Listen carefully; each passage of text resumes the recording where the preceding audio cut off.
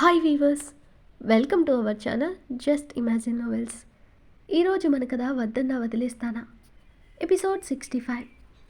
రూమ్లోకి రాగానే డోర్ వేసి కోపంగా వెనక్కి తిరిగిన శివాని, ఇప్పుడు చెప్పండి మొగుడు గారు, దానికెవర్తికో ముద్దు పెడతావా అంటూ చీర కొంగు బొడ్లో దోపుకుని రుద్ర దగ్గరికి వెళ్ళింది. అతను నవ్వుతూ, అరే ఏదో తమాషాగా అన్నానే, దానికే నువ్వు ఇలా కోప్పడకూడదు బేబీ, పెళ్ళాం మొగుడిని కొట్టకూడదు, పాపం కదా అంటూ శివానికి అందకుండా బెడ్ మీద నుండి అవతలకు జంప్ చేశాడు రుద్ర. ఈ లోకంలో ఒక్క పెళ్ళానికే మొగుడిని కొట్టే రైట్ ఉండేది పెనిమిటి, దాన్ని కాదనడానికి ఆ దేవుడికి కూడా హక్కు లేదు. నువ్వు మర్యాదగా నా చేతికి దొరికావా సరే, లేదంటే దెబ్బలు తింటావు అంటూ బెదిరించింది శివాని రుద్రని. ఏయ్, నేను రుద్రదేవ్ని, ఇండియన్ టాప్ మోస్ట్ కంపెనీకి సీఈఓని. పెళ్ళాం చేత దెబ్బలు తిన్నానని బయటకు తెలిస్తే నా పరువు పోతుందే అని నవ్వుతూ చెప్పాడు రుద్ర. అమెరికా ప్రెసిడెంట్ అయిన పెళ్ళానికి మొగుడే కదా, ఏం పర్వాలేదు. ఇక్కడ పరువు కన్నా ఒక మొగుడిని పెళ్ళంగా సరైన దారిలో పెట్టడం ఇంపార్టెంట్ మ్యాటర్ అంటూ రుద్రని పట్టుకోబోతూ అతను బెడ్ మీద నుండి మరోవైపుకి జంప్ చేశాడు. యూ, నా దగ్గరే నీ తెలివి చూపిస్తావా అంటూ శివాని ఫాస్ట్గా వచ్చి రుద్రని గట్టిగా పట్టుకోగానే ఆమెని బెడ్ మీదకి పడేసి కదలకుండా తన రెండు చేతుల్ని కూడా లాక్ చేసిన రుద్ర నవ్వుతూ, ఇప్పుడు చెప్పవే, ఏదో చట్టాలు హక్కులు అంటున్నావు, నాకే వార్నింగ్లు ఇస్తావా అంటూ ఆమె మెడ మీద కొరుకుతూ అడిగాడు రుద్ర. అతని వెచ్చని ఊపిరితో పాటు మెత్తగా తగులుతున్న అతని పెదవులు తన మెడపై గిలిగింతలు పెడుతుంటే మ్యూట్ అయిపోయిన శివానికి అతను దగ్గరగా ఉండడంతో శివానికి గొంతు తడారిపోయినా తనకతనిపై ఉన్న కోపం ఎప్పుడో ఎగిరిపోయింది. అదురుతున్న ఆమె పెదాల మీదే రుద్ర చూపు ఆగిపోతే శివాని రుద్రను పక్కకు తోయడానికి ట్రై చేస్తూ, వదులు రుద్ర అని కష్టంగా పలికింది. వదలడానికి కదేని చేయి పట్టుకుంది అని చెప్తూ ఇంటెన్స్డ్గా చూస్తూ తన నుండి విడిపించుకోవడానికి గింజుకుంటూ తనని డిస్టర్బ్ చేస్తున్న శివాని చేతులు రెండింటినీ ఒక్క చేత్తో పట్టుకుని పైన పెట్టి లాక్ చేసిన రుద్ర మరో చేత్తో శివాని కింద పెదవిని 2 వేళ్ల మధ్య పెట్టి మెల్లగా నలుపుతూ ప్రేమగా ఆమెని చూస్తూ డీప్ వాయిస్తో, శివ, నీ లిప్స్ చాలా టంప్ చేస్తున్నాయే, నీ ఫేస్లో ఉన్న అందమంతా ఎక్కడ ఎక్కువ ఉందో చెప్పనా, ఈ చిన్న పుట్టుమచ్చ, ఇది మోస్ట్ బ్యూటిఫుల్ స్పాట్ అని చిన్నగా చెప్తూ ఆమె పెదవి కింద ఉన్న చిన్న పుట్టుమచ్చని తన పెదాలతో టచ్ చేస్తూ నాలుకతో లిక్ చేశాడు రుద్ర. శివాని పరవశంగా కళ్ళు మూసుకుని వేగంగా ఊపిరి తీసుకుంటూ రుద్రని మరింత రెచ్చగొట్టింది తన కదులుతున్న పర్వాలతో. రుద్ర ఆగలేక శివాని పెదాలను అందుకుని డీప్గా కిస్ చేస్తూ తను బంధించి పట్టుకున్న ఆమె చేతులని వదిలేయగానే శివాని రుద్ర మెడ మీద చేతులు వేసి నిమురుతూ తెలియకుండానే ఆ ముద్దుకి జత కలిపింది. ఎంతకీ తనివి తీరక రుద్ర ఆ కిస్ని కొనసాగిస్తుంటే కాసేపటికి తన పెదవి మంట పుట్టగానే తను ఏం చేసిందో అర్థమైన శివాని బలవంతంగా రుద్రని దూరంగా తోసేసి అతను దూరం కాగానే గుండెల మీద చేయి పెట్టుకుని గట్టిగా గాలి పీలుస్తూ కాసేపటికి పక్కకు చూసింది. రుద్ర విష్ణుమూర్తి ఫోజ్లో సైడ్కి పడుకుని తనని చూసి స్మైల్ ఇస్తున్న అతన్ని చూడగానే ఇందాక జరిగింది తలుచుకుని సిగ్గుతో తల తిప్పేసిన శివాని బన్నీని స్కూల్కి తీసుకువెళ్ళాలి, లేట్ అవుతుంది అంటూ బెడ్ దిగబోయింది. రుద్ర టక్కున ఆమె చేతిని పట్టాపి తన మీదకి లాక్కుని, కిస్ నచ్చిందా అని కొంటెగా అడిగాడు. శివాని అతని నుండి విడిపించుకుని గబగబా డోర్ తీసుకుని బయటకెళ్ళిపోయింది. ఆమె ఇబ్బంది పడడం చూడలేక వదిలేసిన రుద్ర వెళ్తున్న శివానీని చూసి నవ్వుకుంటూ లేచి షర్ట్ సరిచేసుకుని రేగిన జుట్టుని సెట్ చేసుకుంటూ బయటకు వచ్చిన రుద్రని సీరియస్గా చూశాడు బన్నీ. ఏంటి వీడియోలా చూస్తున్నాడు అని డౌట్గా చూస్తూ, ఏమైంది బేబీ అని బన్నీని ఎత్తుకుని అడిగారు రుద్ర. నువ్వు చేసేదేం బాగోలేదు నాన్న అన్నాడు బన్నీ అదే కోపంతో. నేనేం చేశానో చెప్పకుండా ఈ కోపం ఏంట్రా అన్నాడు నవ్వుతూ రుద్ర. నన్ను స్కూల్కి తీసుకెళ్ళి మా క్లాస్మేట్స్కి చాక్లెట్ ఇప్పిస్తా అని చెప్పి అమ్మను కూడా రూమ్లో లాక్ చేశావు, కోపం రాదా అన్నాడు బన్నీ ఉక్రోషంగా.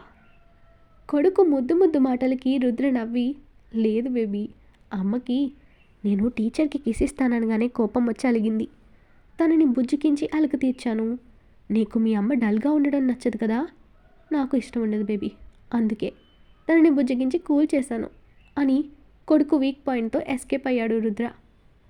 బన్నీ ఆలోచిస్తున్నట్టు ఫేస్ పెట్టి, మరి మమ్మ ఇంకా అలాగే సైలెంట్గా ఉందే అన్నాడు డౌట్గా.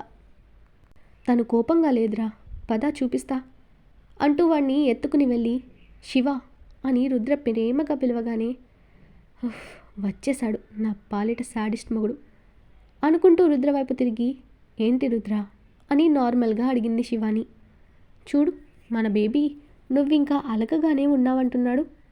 అలా ఉంటే చెప్పు, మరోసారి రూమ్లోకి తీసుకెళ్ళి నేను ఇందాకటి కంటే ఎక్కువగా బ్రతిమాలి నీ అలక తీరుస్తాను అని కన్ను కొట్టి అల్లరిగా నవ్వాడు. నిజం చెప్పు మమ్మ, నువ్వింకా నాన్న మీద కోపంగా ఉన్నావా అని అడిగాడు బన్నీ. శివానికి రుద్ర నవ్వుతో సిగ్గు బిడియం తెప్పించగా బన్నీ ముందేమీ అనలేక నవ్వు నటిస్తూ, నాకు మీ నాన్నపై కోపం అలక లేవు బంగారం. నీకు స్కూల్ టైం అయింది కదా, మీ నాన్నతో వెళ్ళి అందరికీ చాక్లెట్స్ పంచు, ఇదిగో చాక్లెట్ బాక్స్ అంటూ బన్నీ చేతికి బాక్స్ ఇచ్చి తనలో ఉన్న కంగారును కవర్ చేసుకుందామే. నాకెందుకో డౌట్గా ఉంది శివ, బన్నీ చెప్పినట్టు నీ ఫేస్లో ఇంకా డల్నెస్ కనపడుతుంది. ఓసారి రూమ్లోకి రా, పూర్తిగా నీ కోపం పోగొడతానంటూ అరనవ్వు నవ్వుతున్న రుద్రని చిరుకోపంగా చూసింది శివాని. రుద్ర కావాలనే బన్నీ దగ్గర తనని ఇరికిస్తున్నాడని తెలిసి, నాకే కోపం లేదంటే వినరే, వెళ్ళండి టైం వేస్ట్ చేయకుండా అని గట్టిగా అరిచి చెప్పిందామె. ఇదిగో దీన్నే కోపం అంటారు కదా బేబీ అని కొడుకుని సాక్ష్యం అడిగాడు రుద్ర. అతని అల్లరికి శివాని ఇరిటేట్ అయ్యింది. అవును అని వాడు తల ఊపుతుంటే చేసేది లేక పళ్ళంతా కనపడేలా నవ్విన శివాని, హిహి చాలా, నేను హ్యాపీగా ఉన్నాను మహానుభావా అంటూ బన్నీ కోసం బ్యాగ్లో చాక్లెట్స్, స్నాక్స్, లంచ్ బ్యాగ్ అన్నీ రుద్ర చేతిలో కుక్కినట్టుగా విసురుగా పెట్టి, చేసిన అల్లరి టైం వేస్ట్ చాలు, వాడిని తీసుకువెళ్ళు రుద్ర అంది సీరియస్గా శివాని. ఓకే ఇప్పుడు వదిలేస్తున్నా, నైట్కి బ్రతిమాలి నీ కోపం పోగొడతాలే అంటూ కన్ను కొట్టి బన్నీని తీసుకుని బయటకు వెళ్ళాడు రుద్ర. శివాని కార్ వరకు వెళ్ళి వాడికి బాయ్ చెప్పి రుద్ర వైపు చూడకుండానే లోపలికి వెళ్ళిపోయింది. తన సిగ్గును చూసి రుద్ర లోపల నవ్వుకుని కార్ స్టార్ట్ చేసి సన్నీ బబ్లుని కూడా తీసుకుని స్కూల్కి వెళ్ళాడు రుద్ర. అందరికీ బ్రేక్ఫాస్ట్ పెడుతూ భవానీ మౌనంగా తింటుంటే, ఈవిడ ఇలా ఉంటే ఇల్లు ఇంట్లోని మనుషులు ఎంత ప్రశాంతంగా ఉంటారో అని మనసులో అనుకున్నది శివాని. స్నేహ ఆఫీస్కి తన స్కూటీలో వెళ్ళగా రుద్రకి లంచ్ ప్రిపరేషన్ చేయబోతున్న టైంకి శివానికి రుద్ర ఫోన్ చేశాడు. రుద్ర మీద అలకగా మూతి ముడుచుకుని, హలో చెప్పండి అంది ముభావంగా శివాని. ఓయ్ అలకపోలేదా ఇంకా, సరే కానీ ఓ పడి కిచెన్లో వండుతూ కూర్చోకు, ఈరోజు ఇంట్లో వంటలేం చేయకండి, నేను బయట నుండి తెప్పిస్తున్నాను. పిల్లలకి లంచ్ పంపేశావు కదా, మీకు లంచ్ వస్తుంది, తిని రెస్ట్ తీసుకోండి. అలాగే ఈవినింగ్ పార్టీకి గార్డెన్లో అరేంజ్మెంట్స్ చేయడానికి ఈవెంట్ వాళ్ళు వస్తారు, దగ్గరుండి నీకు నచ్చినట్టు డెకరేషన్ చేయించు, సరేనా అని మృదువుగా అడిగాడు రుద్ర. అలాగే అంటున్న శివాని వాయిస్ విని ఆమె ఏ మూడ్లో ఉందో ఈజీగా గెస్ చేసిన రుద్ర, శివ లవ్ యూ అన్నాడు ప్రేమగా డీప్ వాయిస్తో. శివాని మౌనంగా ఉండడంతో, ఏయ్ నేను నిజంగానే తమాషా కల అన్నానే, నువ్వు తప్ప నాకెవరూ వద్దు, కావాలంటే నీకు సారీ చెప్తాను, చెప్పనా అని స్వీట్ వాయిస్తో అడిగాడు రుద్ర.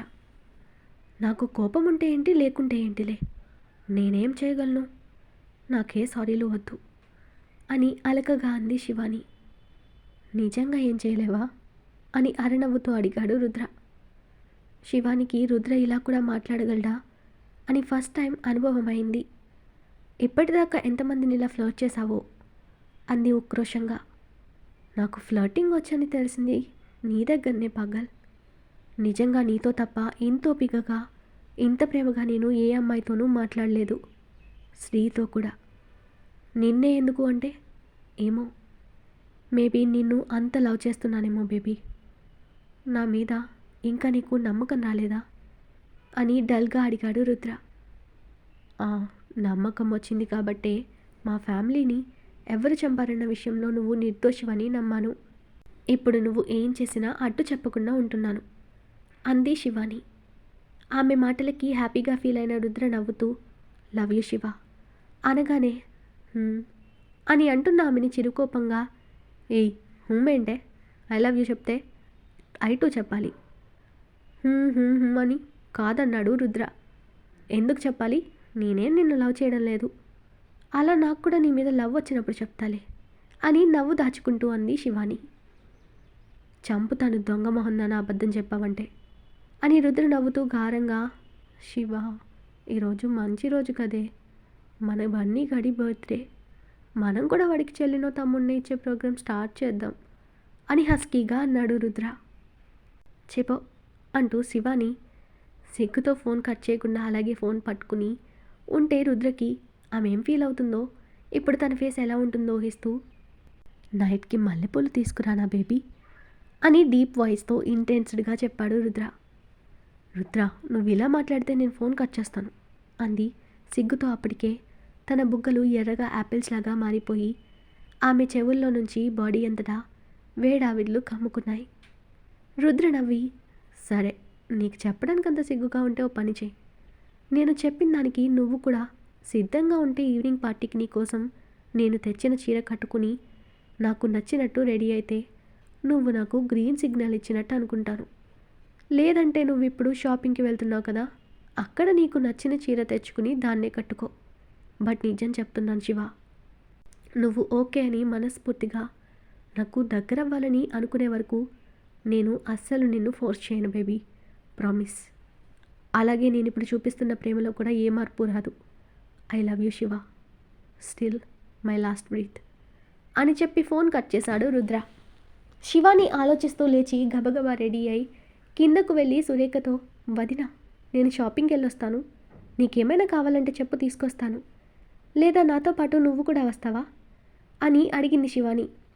నేను రాలేదులే శివ, రుద్ర మాకు కావాల్సినవన్నీ తెచ్చిచ్చాడు కదా, ఇకేమీ వద్దు నువ్వు వెళ్ళిరా అంది సురేఖ శివానీతో. సరే వదిన, అలాగే ఈవినింగ్ పార్టీ కోసం డెకరేషన్ చేయించడానికి ఈవెంట్ వాళ్ళని ఎవరినో పంపుతానన్నాడు మీ తమ్ముడు, వాళ్ళు వస్తే వెయిట్ చేయమను వదిన, నేను తొందరగానే వచ్చేస్తాను అంది శివాని. సరే శివ నేను చెప్తాలే అంది సురేఖ.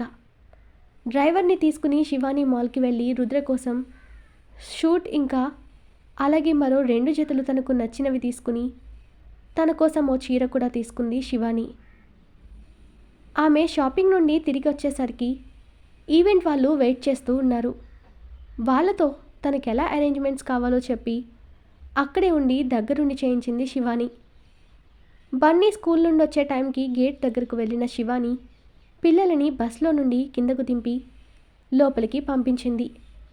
చేయించిన డెకరేషన్ని వాళ్ళు పాడు చేయకుండా బయటకు రావద్దని లోపలే ఉండమని చెప్పిన శివాని వాళ్ళ బాధ్యత సురేఖకు అప్పగించి తను మళ్ళీ గార్డెన్లోకి వెళ్ళింది.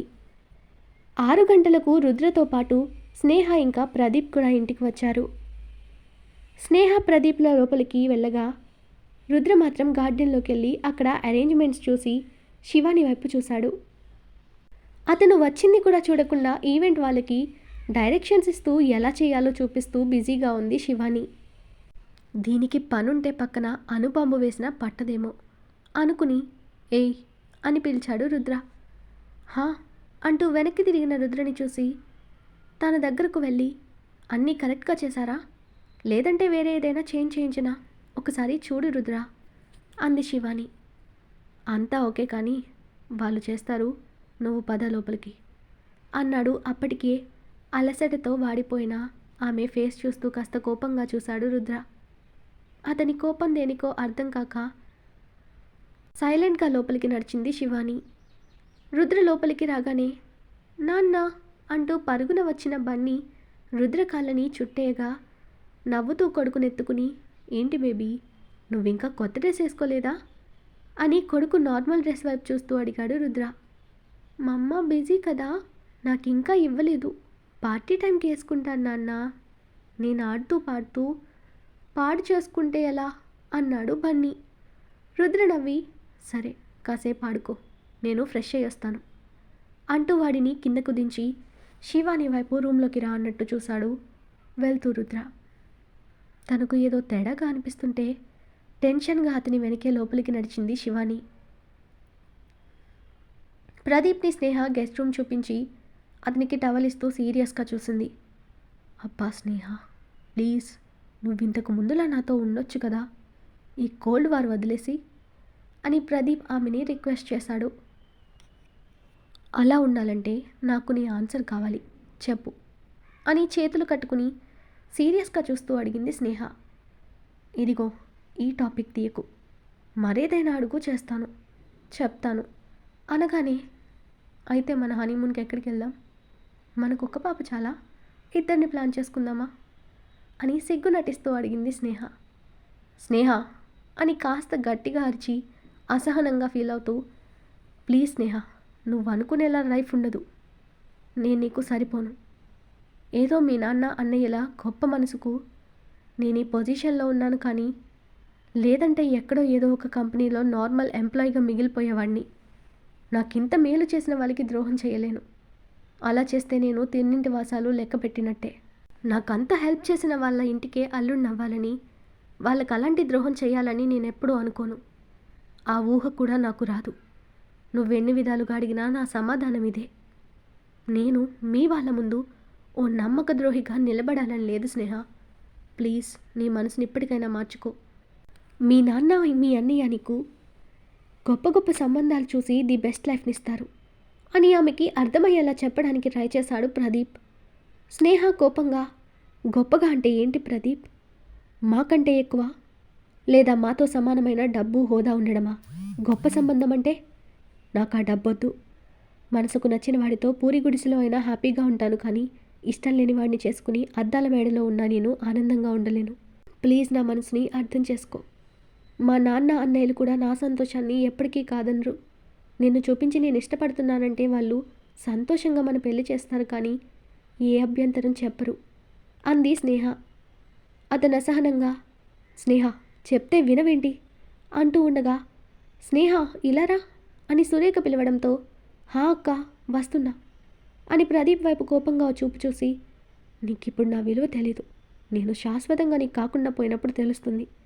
అప్పుడు ఎంత ఏడ్చినా నన్ను అందుకోలేవు అంటూ కోపంగా కన్నీళ్లు తుడుచుకుంటూ ఆ రూమ్లో నుండి వెళ్ళిపోయింది స్నేహ.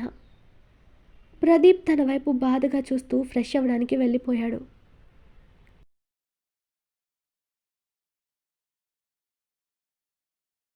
ఈరోజు మన కథ ఇక్కడితో కంప్లీట్ అయింది. ఈ స్టోరీ మీకు నచ్చినట్టయితే ప్లీజ్ స్టోరీని లైక్ చేసి కామెంట్ రూపంలో మీ అభిప్రాయాన్ని తెలియచేయండి. అలాగే ఛానల్ని సబ్స్క్రైబ్ చేసుకుని షేర్ చేసి మాకు సపోర్ట్ చేయండి. నెక్స్ట్ అప్డేట్తో మళ్ళీ కలుద్దాం. అంతవరకు బాయ్.